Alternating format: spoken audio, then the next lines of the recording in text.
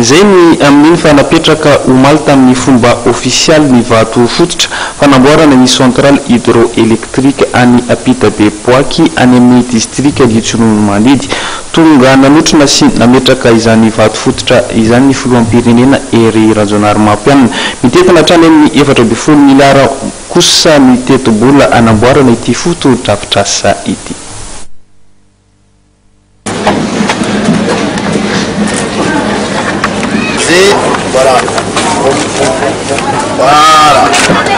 Mitetina 4.0 miliara ariary ny tetobola anamboarana ny centrale hydroélectrique eto Apida be poaky 10 km mialany tanàna Antsirononandidy.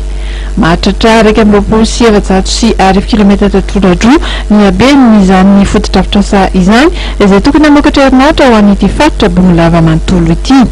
Omaly napetraka tamin'ny fomba ofisialy ny vato fototra fotoana izay nametrahan'ny filoham-pirenena Hery Rajaonarimampianina ka hanilazany ahafahany fametrahana itony karazana foto-drafitrasa itony eto Antsirononandidy dia mariky ny fampihavana pirenena noho ny maha-kiondalana n'ity tanàna ity. Afatra maromaro moa zany no napetrako tamin'ity androany ity satria ny foto-drafitrasa lehibe teto zany dia ny anaovana foto-drafitrasa momba ny angovo azo avôzina azo avy amin'ny rano zany anaovana barrage hydroélectrique moa zany no ilazantsika azy amin'ny fomba mahazatra zany moa dia niazona mametraka angovo zay sady miaro ny tontolo iainana angovo maharitra no ialatsika ihany koa amin'ny resaka délestage. Ny afatra zay napetrako teo dia hoe ny foto-drafitrasa zay apetraka dia foto-drafitrasa maharitra tsy hoe mana délestage fotsiny fa ao anatin'izay fa koa ny azahoana zany mamatsy ara-kangovo ny firenena fantatra dia zao hoe rehefa mampandroso ny lafiny angovo isika dia mampandroso avy hatrany telo avoeny ny toekaram-pirenena zany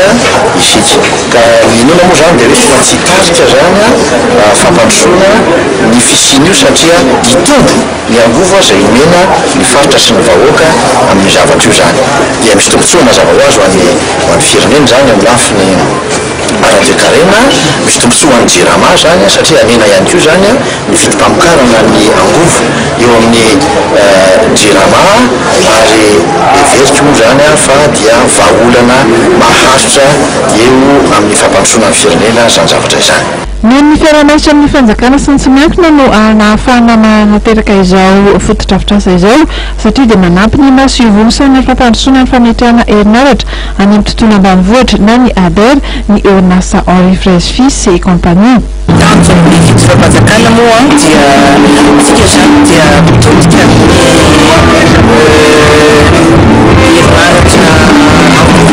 azo avôzina ankehitriny zany hoe ny énergie renouvelable ary anisan'izany ny ataontsika atoan'eto dia fametrahana ny vato filozory ny fanamboarana ny centrale hydroélectrique eto Apita be poaky. Apita be poaky moa zany dia tian'ny faritry Bonilava ao anatin'le plan directeur ny fampidirana angovo ety ambanivohitra plan directeur ny électrification rurale zay ataon'ny ministère sy ny ADER ka riandrano manambola no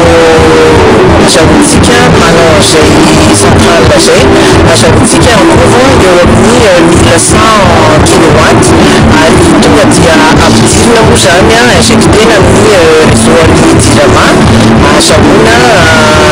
mamatsy herinaratra commune maromaro anisan'izany hidratamin'izao fa tamin'ny fandalovan'ny teto Antsirononandidy ihany dia nandalo teto amin'ny fihaonam-be sy zakaben'ny sampana Lela Kristianina eo anivon'ny fiangonana FJKM ihany koa ny filoham-pirenena Hery Rajaonarimampianina tamin'izany no nanomezany afatra amin'ny mahazava-dehibe ny finoana amin'ny fampandrosoana ny firenena. Antsika lehilahy hijoro amin'ny finoana satria zay finoana zay zay fanahy amin'ny maha-olo zay no azoantsika mijoro hampandroso ny firenena mijoro iova isika aloha